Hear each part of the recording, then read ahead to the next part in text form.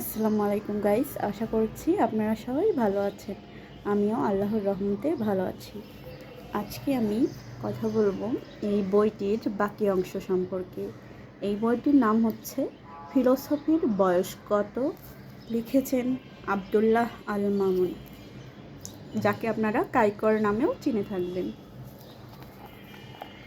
আচ্ছা, আমি তাহলে পড়ে শোনাচ্ছি আপনাদেরকে। ভাগ্য সম্পর্কে লেখক বলেছেন, সাগরে ডুবে যাওয়ার পর গলায় মুক্তা ঝুলিয়ে ফিরে আসার নাম জীবন। মানে মানুষকে ডুবে যেতে হয়, মানুষ তার জীবন চলার পথে অনেকবার ভেঙে পড়ে, মনে হয় সব কিছু বোধহয় চুরমার হয়ে শেষ হয়ে গেল। তারপরে যে ভেসে ওঠে, তখন যে শক্তি নিয়ে সে ভেসে ওঠে, মুক্ত নিয়ে এসে ভেসে ওঠে, নতুন জীবন নিয়ে এসে ভেসে ওঠে, এটাই মূলত লেখক এখানে বুঝিয়েছেন। এরকম অনেক অসংখ্য অসংখ্য লেখা আছে এই বইয়ে, আপনারা চাইলে বইটি কিনতে পারেন, ভালোই লাগবে আপনাদের। বিশ্বাসঘাতক সম্পর্কে লেখক বলেছেন, নদীরে আপনি যতই ভালোবাসেন, সুযোগ পাইলে আপনারে ভাসিয়ে দেবেই। মানে নদীকে আপনি যতই ভালোবাসেন না কেন, সুযোগ পেলে নদী একদিন আপনাকে ভাসিয়ে দেবেই।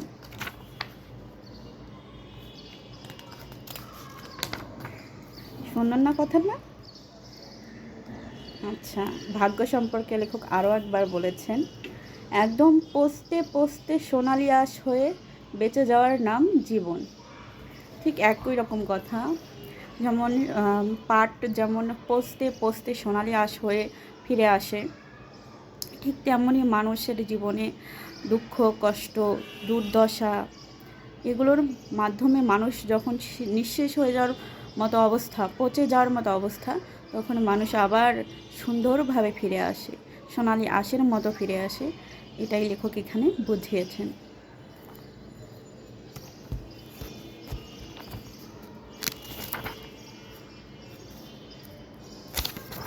আচ্ছা, আপনাদের কাছে একটা প্রশ্ন রয়ে গেল, আমি যে আপনাদের সামনে এরকম বই সম্পর্কে পড়ে শোনাই, আপনাদের কি বিষয়টা ভালো লাগে?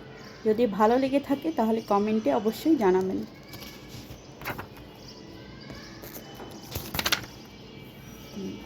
বিশ্ব অর্জন সম্পর্কে লেখক বলেছেন, ব্যক্তিত্বের সাথে এটা যায় না, ওটা যায় না, মানতে মানতেই এটা আর ওটার মতো অনেক আগেই হারিয়ে গেছে সে।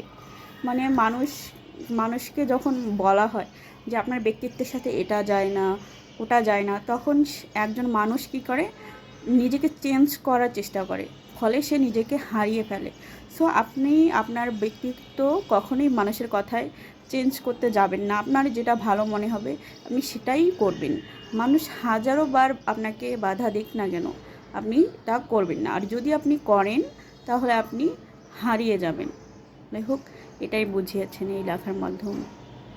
এরকম যে আপনাদেরকে বারবার একটা কথা বলি যে এরকম অসংখ্য লেখা আছে এই বইয়ে, অবশ্যই আছে, আপনারা পড়ে দেখবেন, ভালো লাগবে।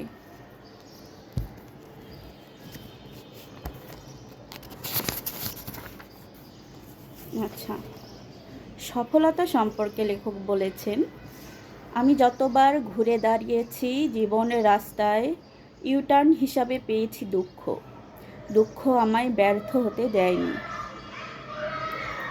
মানে জীবনে যত দুঃখ আসবে আপনার, ঠিক ততটাই আপনি ভালোভাবে ফিরে আসবেন, ততটাই আপনি মানুষের মতো মানুষ হবেন। পুরে খাঁটি সোনা হওয়া যাকে বলে, ঠিক সেভাবেই আপনি একজন খাঁটি সোনা হিসেবে পরিণত হবেন। সেটা আপনাদেরকে পরিণত করবে কে? দুঃখ। সো দুঃখ আসলে কখনো ভয় পাবেন না, বা দুঃখকে অবহেলা করবেন না, দুঃখকে আপন করে নেবেন এবং দুঃখ থেকে শেখার চেষ্টা করবেন। আমি আশা করছি আপনারা সুন্দর একটা জীবন গড়তে পারবেন।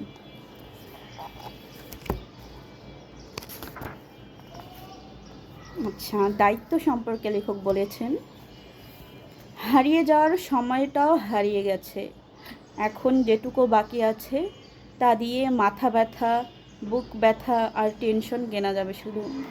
মানে মানুষের যে দায়িত্ব, দায়িত্বের কিন্তু শেষ নেই।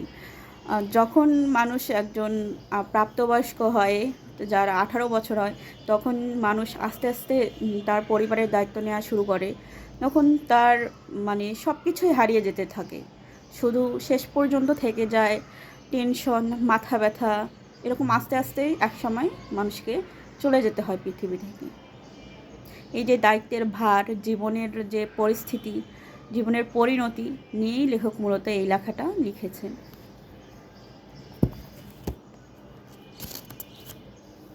আচ্ছা, ভান সম্পর্কে লেখক লিখেছেন, কালো মেঘের আড়ালে আকাশ লুকিয়ে, সবাই বলে আকাশ নাই, আমি লুকিয়ে থাকি তোমার মনে, তুমি বলো আমি নাই।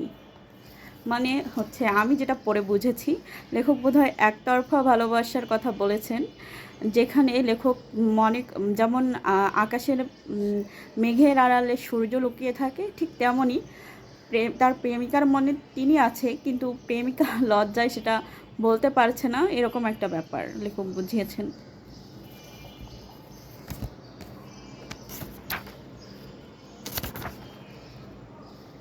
আচ্ছা, জীবিত লাশ সম্পর্কে লেখক লিখেছেন, তুমি যখন জেগে থাকা অবস্থায় বুঝবে তোমার সাথে বিশ্বাসঘাতকতা করা মানুষজন স্বপ্নে ছিল, আর ঘুম ভাঙবে একটু পরেই, তখন তুমি ভেতর থেকে মরে গেছো, আর তুমি কোনো দিন জাগতে পারবে না।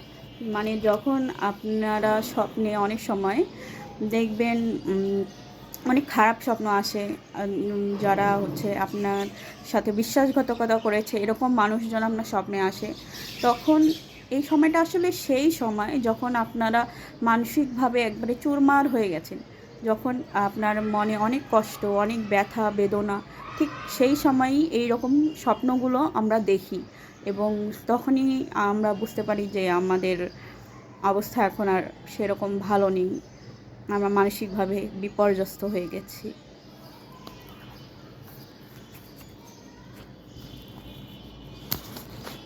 আচ্ছা, শূন্যতা সম্পর্কে লেখক বলেছেন, খাঁচা ফাঁকা হলে পাখি উড়ে যায়, মন উড়ে যাওয়ার পর মানুষ ফাঁকা হয়। যেমন খাঁচা, পাখি উড়ে গেলে খাঁচা যেমন ফাঁকা হয়ে যায়, ঠিক তেমনই যখন মানুষের ভিতর থেকে মনটা উড়ে যায় তখন মানুষও ফাঁকা হয়ে যায়। মানুষের মন আসলে কিভাবে ফাঁকা হয়? কষ্টে ফাঁকা হয়।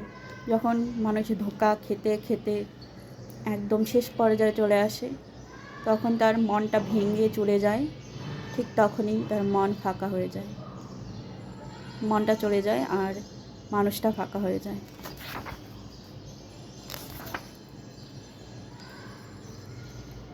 আচ্ছা, জন্ম সম্পর্কে লেখক বলেছেন, ভারী হলে মেঘ ফেলে দেয় বৃষ্টি, মেঘ জানে না এটাও এক সৃষ্টি। মানে মেঘ যখন ভারী বোধ করে, ঠিক মেঘটা আর কি ছোট ছোট মেঘ যখন একসাথে হয়ে বড় একটা মেঘ হয়ে যায়, মেঘটা ভারী ফিল করে, তখন মেঘটা আর কি বৃষ্টিকে ফেলে দেয়। তখন যে বৃষ্টির সৃষ্টি হয় সেটা মেঘ জানে না। লেখক মূলত এটাই জানিয়েছেন এখানে।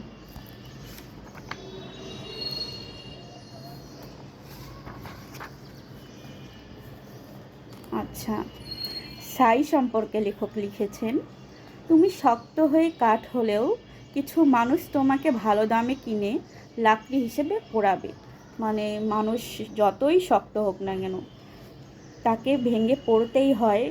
আর এই স্বার্থপর দুনিয়ায় মানুষ সেই শক্ত মানুষকেও পুড়িয়ে ফেলে, এটাই নিয়ম, পৃথিবীর নিয়ম বড়ই কঠিন, তবুও পৃথিবীতে বেঁচে থাকতে হয়।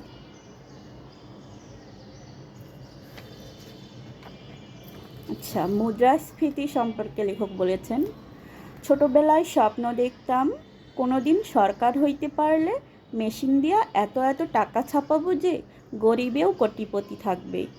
বড় হইয়া এখন দেখতে পারতেছি সরকার আমার কথা ফেলে নাই, কিন্তু আমি জনগণের কাছে ছোটোবেলার লাইগা মাফ চাই। মানে এখানে একটা হাস্যকর ব্যাপার লেখক বুঝিয়েছেন, আমার পরে প্রচণ্ড হাসি পাচ্ছিল। আচ্ছা, চরিত্র সম্পর্কে লেখক বলেছেন, কেউ কাউরে গোপন রাখতে পারে না, কাপড়ের ভেতরে সবাই উলঙ্গ, মনের ভেতরেও তাই। মানে হচ্ছে মানুষ আমি বোঝাতে চাচ্ছি, মানুষ যেমন কাপড়ের ভেতর সবাই উলঙ্গ, মানে সব মানুষ এক, ঠিক তার মনের কাছেও মানুষ এক। মানে মানুষ জানে সে কেমন, সো মনের কাছে তুমি লুকাতে পারবে না, তোমার মনের কাছে তুমি জানো তুমি কেমন। সো ভালো কাজ করো এবং যত ধরনের খারাপ কাজ আছে তার থেকে বিরত থাকো। লেখক মূলত এটাই বুঝিয়েছেন।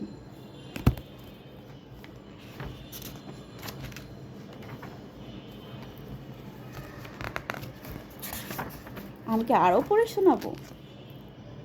পড়ে শোনাই।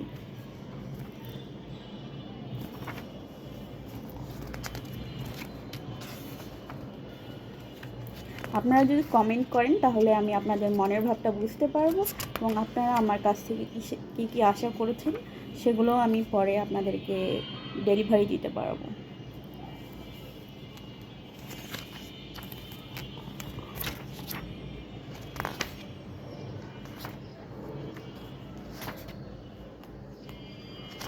আমি বইয়ের একেবারে শেষ পর্যায়ে চলে এসেছি, আর একটা পড়া বাকি আছে, এরপরই এই বইটা সম্পর্কে আমার আলোচনা শেষ হবে এবং আমার আশা থাকবে আপনারা এই বইটি কিনে পড়বেন এবং আশা করছি আপনাদেরও ভালো লাগবে।